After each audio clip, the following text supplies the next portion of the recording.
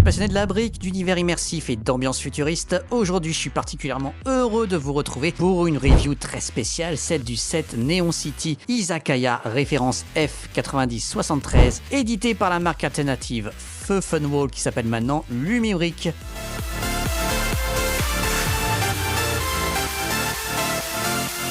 Alors, hey, salut à tous, j'espère que vous allez bien, c'est Mister Brick et aujourd'hui je suis trop content, vous l'avez compris en intro, on va parler du tout dernier set Funwall, on va en discuter juste après, qui est la fameuse gamme, franchement, qui m'a trop plu l'année dernière, si vous avez suivi, la fameuse gamme Cyberpunk, avec ce tout dernier set, hop, j'essaie de me mettre bien pour la caméra, qui s'appelle Izakaya. On va en parler justement tout de suite. Pourquoi? Puisque effectivement c'est le dernier set Funwall, car Funwall a décidé récemment de changer de nom. À partir de maintenant, vous ne trouverez plus le site funwall.com ou tous les autres sets à ce nom-là. Vous les trouverez au nom de Lumibrick. Et oui, Funwall a décidé de changer de nom pour coller un peu plus à sa marque et aussi avoir une meilleure aura à l'international, ce qui est pas plus mal parce que Funwall, ça restait entre nous un peu énigmatique.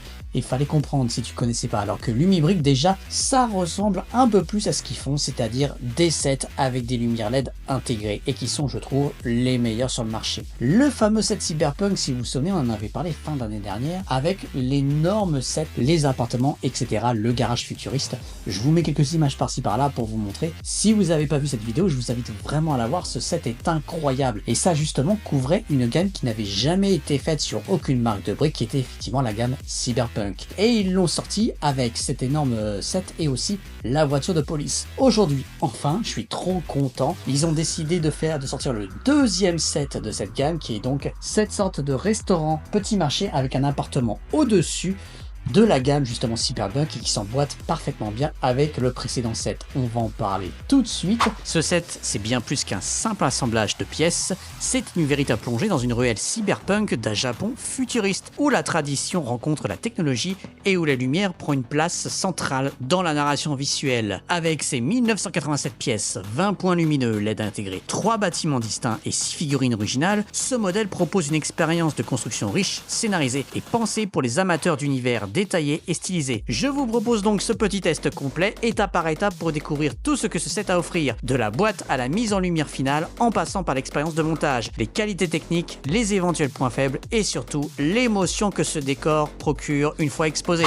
Dès la réception du colis, on comprend que Funwall a placé la barre très haute en matière de présentation produit. L'emballage est sobre mais élégant, avec une illustration immersive de la scène terminée, baignée de lumière et de détails typiques de ruelles japonaises de nuit. À l'intérieur de la boîte, tout est parfaitement organisé. Les sachets des pièces sont numérotés et regroupés par phase de montage, ce qui facilite grandement la progression, même pour un set relativement dense comme celui-ci. Le manuel d'instruction est un vrai coup de cœur, papier de qualité, couleurs vives, numérotation claire, avec des instructions visuelles très lisibles et des zooms réguliers sur les étapes clés. Le conduit exact comprend un bâtiment principal, l'Izakaya, lieu central de l'action, avec bar, comptoir, cuisine et petit salon, un stand de ramen typique, indépendant mais connectable à l'ensemble, un grille de calamar de rue décoré avec lanterne néon et banc, 6 figurines hybrides, des personnages humanoïdes et subis cybernétiques au design original loin du format minifig Lego mais avec une vraie personnalité visuelle, et un kit d'éclairage complet avec fil conducteur, LED et module d'alimentation USB intégré. Dans cette phase, on comprend que ce set est conçu pour les constructeurs adultes à la recherche d'une expérience immersive et pas simplement d'un objet décoratif.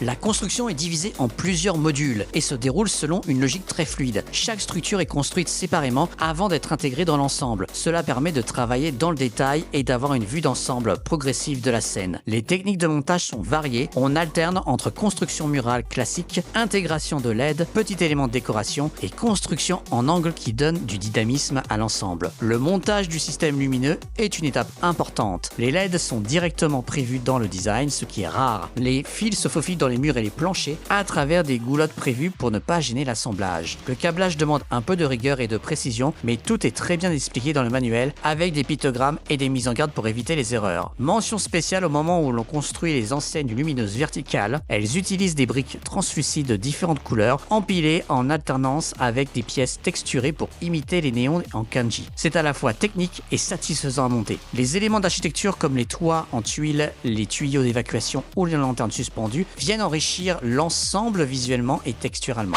Première impression, franchement, le design est incroyable. Il est, franchement, je sais plus, j'arrive pas à trouver mes mots. La Lumibrique, ancien Funwall, du coup, regorge vraiment d'ingéniosité. Mais regardez-moi ça. En vrai, alors il n'est pas si mastoc que ça. Il n'est pas non plus super haut, mais il est très correct. La taille est vraiment standard à première vue, hein, donc dans tout ce qu'il fait dans les modulars, donc pas de panique. Et franchement, première impression incroyable. Je vous fais un petit peu le tour. Alors, on va faire le tour comme ceci. Hop, vous voyez. Hop, et là, c'est le fameux arrière, pardon.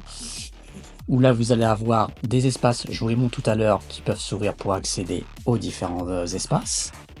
Et on a l'autre arrière, où là, on va en parler tout de suite, vous avez le fameux boîtier qui permet de mettre des piles ou de le brancher pour allumer les lumières, qui est ici. Alors, je vais en parler tout de suite, pourquoi? Parce que, regardez, si vous voyez bien, c'est peut-être le premier set que j'ai de Funwall. En général, ils sont très malins, ils arrivent à le mettre vraiment sur la façade, qui ne sert un peu à rien à l'arrière, où c'est assez uni, et il le colle soit pour faire genre c'est pour l'intégrer au set, soit pour faire genre c'est une espèce de boîtier électronique qui marche avec le set, etc. Donc c'est hyper discret. Ou alors des fois il le planquait. Mais là, ici, je trouve que pour le coup, ça a été un peu difficile. Ils l'ont calé derrière cette espèce d'espace que je vous montrerai, qui est un espace où les gens peuvent s'asseoir pour manger, mais en gros, il est beaucoup trop mastoc et du coup, je trouve que ça gâche un peu. Là, pour le coup, c'est pas le bon côté, ils auraient pas dû faire ça ici. D'habitude, c'est vrai que sur les sets modulaires et bâtiments de Funwall, le bâtiment comme ici fait ici jusqu'à là et monte ici, donc ils le mettent sur un des deux côtés. Comme ici, c'est le côté où ils ouvrent derrière, hop, voilà, je vous utilise pour accéder au modulaire, bah ils ont pas trop le choix, ils sont obligés de se mettre de ce côté. Mais comme de la façon dont ils l'ont fait, bah, comme ça c'est light, ils auraient dû, à mon avis, vous voyez cette partie, aller un peu plus loin, aller jusqu'au bout à la limite pour pouvoir le caler un peu plus par là et laisser de l'espace ici. Parce que je vais essayer de vous montrer comme ça. Hop, vous voyez, ici du coup, ça reste très imposant et on le voit beaucoup plus. Du coup, ça casse un peu l'immersion. Voilà, c'est du petit pinaillage, mais je préférais en parler tout de suite pour vous montrer. Évidemment, les trois parties se détachent, je vais vous le montrer très simplement, puisque la technique des lumières de Funwall fait que les étages sont interconnectés pour que l'électricité qui part du bas arrive jusqu'en haut. Et il y a une petite astuce, je fais que spoiler du coup, il n'y a pas vraiment de ligne directrice dans cette vidéo, puisque, je sais pas si vous allez le voir, mais il y a ici maintenant, ça c'est nouveau, des connectiques en bas, pour connecter avec d'autres modulaires. Et on testera à la fin de la vidéo, donc restez jusqu'au bout, pour justement vous montrer comment ça se connecte avec l'autre set Cyberpunk, et que du coup ça c'est très malin, il n'y a pas besoin, quand vous allez coller les deux sets ensemble, d'avoir du coup deux fois, on va dire, cette batterie. Il n'en suffira que d'une seule qui nourrira, on va dire, les deux sets. Alors évidemment, ça utilisera beaucoup plus d'énergie, ça c'est sûr, mais je trouve ça vachement bien, ça économise quand même, au lieu d'avoir tous les sets allumés en même temps et qui sont collés, qui peuvent gâcher énormément d'énergie et d'électricité. Ce set est une véritable scène vivante. Il ne s'agit pas d'un simple bâtiment à exposer sur une étagère, c'est un décor narratif pensé pour raconter une histoire visuelle. L'izakaya principale évoque une petite auberge de nuit où se mêlent cuisine ouverte, clients fatigués après une journée de labeur et robots serveurs. Les lumières tamisées, les bouteilles alignées et les affiches au mur, tout participe à créer une ambiance réaliste et immersive. Le stand de ramen, lui, est ouvert sur la rue avec ses bancs improvisés, ses bols empilés, ses sauces et baguettes posées. On imagine très bien un client régulier y faire une pause tard dans la nuit. Le grill de calamar ajoute une touche plus festive avec des lanternes suspendues, un grill détaillé et un cuistot à l'allure d'un robot samouraï. Chaque espace est doté de multiples micro-détails, distributeurs automatiques, câbles électriques apparents, climatiseurs, boîtes à journaux, détritus dans la ruelle. On a vraiment l'impression d'entrer dans un univers à part entière. Auberge oblige, le second étage abrite une chambre dans le pur style tradition japonaise avec son lit en centre, quelques accessoires et bien sûr ces fameuses portes coulissantes.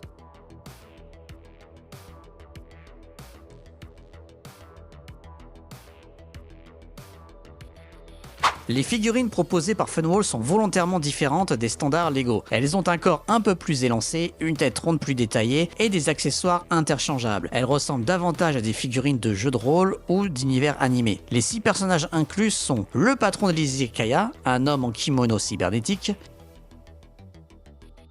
une cliente mi-humaine, mi-cyborg avec bras chromés, un jeune livreur avec casque et sac à dos lumineux, deux habitués au look excentrique, l'un avec bras mécanique, l'autre masqué,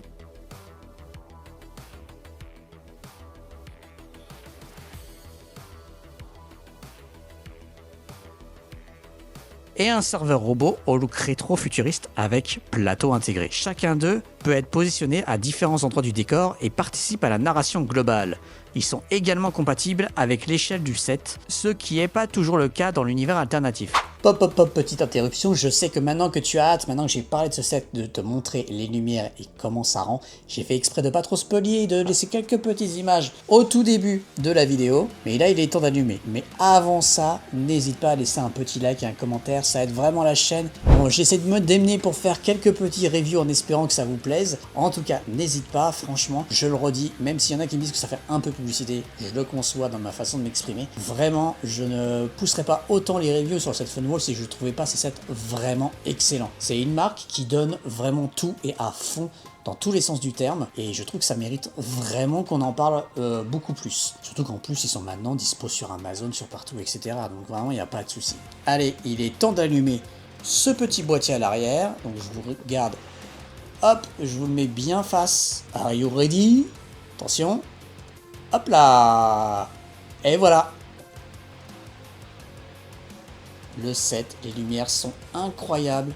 Je vais vous filmer ça, là il y a un peu trop de lumière extérieure au moment où j'enregistre.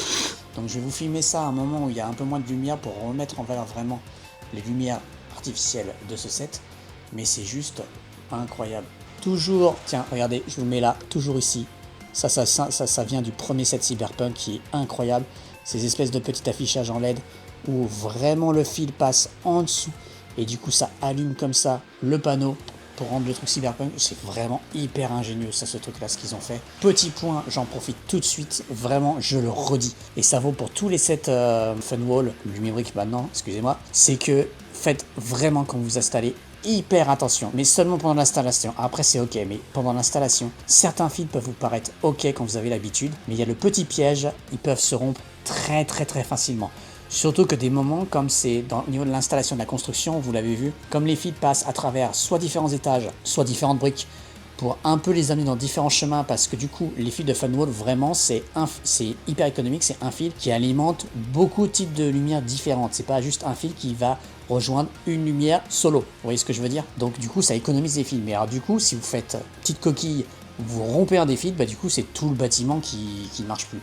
Donc faites hyper gaffe à ça quand vous l'installez, surtout celui-là, ce fameux panneau, parce que les fils sont assez courts au bout d'un moment, et du coup, quand ils arrivent en bas, ils peuvent se rompre très facilement. Évidemment, il y a un service support qui est incroyable, ça je l'avais déjà dit dans mes précédentes vidéos, parce qu'il m'est arrivé une fois de rompre sans faire exprès un fil, parce que j'avais un peu trop bourriné l'installation. Faites quand même hyper attention, une fois que c'est installé, il n'y a plus de soucis. Voilà. Il faudra juste faire gaffe évidemment si vous vous amusez à soulever à chaque fois les étages, à le faire déjà quand les lumières sont éteintes, question de sécurité, et ensuite faire en sorte de ne pas y aller hyper violemment comme ça, comme un bourrin. Donc faites attention à vos enfants, si vous avez des enfants ou des ados qui jouent avec ça, juste pour être sûr que ça embarque pas les pièces en dessous parce que trop imbriquées entre elles et que du coup ça arrache les fils. Voilà, c'est juste ça. Contrairement à la plupart des sets Lego officiels qui nécessitent des kits lumineux tierces, ici tout est inclus dès l'achat. Le set comprend 20 LED aux couleurs variées, blanc chaud, bleu, rouge, violet, des câbles préconnectés avec port micro, un boîtier USB discret pouvant se relier à une batterie externe. L'installation, bien que peu délicate, est pensée intelligemment. Les câbles se glissent entre les plaques et à travers des conduits sans gêner la solidité de l'ensemble. Une fois la lumière activée, le décor change totalement de dimension, les enseignes s'illuminent, les lanternes brillent, l'intérieur du bar devient visible par les vitres teintées et les ombres projetées créent un effet cinématographique. C'est de nuit que le set prend toute sa puissance visuelle. On a vraiment l'impression d'un quartier vivant entre deux ruelles de Tokyo ou de Shibuya revisité version futuriste.